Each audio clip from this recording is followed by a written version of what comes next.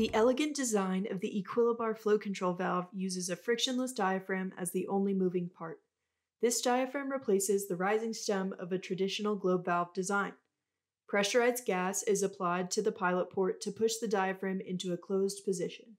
When low flows are required, the pilot pressure is slightly reduced, allowing a single orifice to open and modulate flow.